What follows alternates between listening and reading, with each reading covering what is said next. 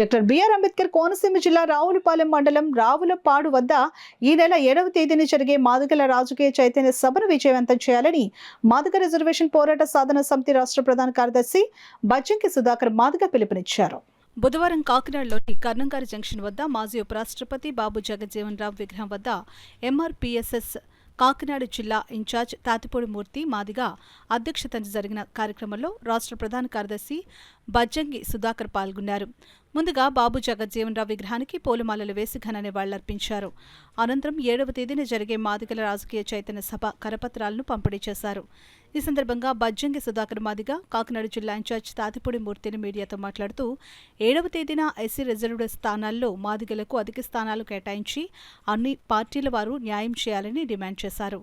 ఈ కార్యక్రమంలో ఎంఆర్పీఎస్ఎస్ కాకినాడ జిల్లా అధ్యక్షులు యార్లగడ వరప్రసాద్ మాదిగ, కాకినాడ జిల్లా గౌరవ అధ్యక్షులు సవరపు నాగరాజు మాదిగ, కాకినాడ సిటీ ప్రధాన కార్యదర్శి విప్పర్తి వీరవెంకట రత్నకుమార్ మాదిగ, కాకినాడ సిటీ ఉపాధ్యక్షులు మోర్తాకోటి మాదిగ, ముద్దాల రామారావు, పేకేటి సారథి, తాతిపూడి పాలరాజ్, తాతిపూడి సుజన్ కుమార్ తదితరులు పాల్గొన్నారు. ఈ సమావేశానికి ముఖ్య ఉద్దేశం ఏంటంటే రేపు రావులపాలెంలో జరగబో మాదిగల రాజకీయ చైతన్య సభకు వేలాదిగా ఉన్న మాదిగలందరూ కూడా ఉమ్మడి తూర్పుగోదావరి జిల్లాలో ఉన్న మాదిగలందరూ కూడా తరలి రావాలని చెప్పేసి ఈ సందర్భంగా మేమందరం తెలియజేస్తున్నాం.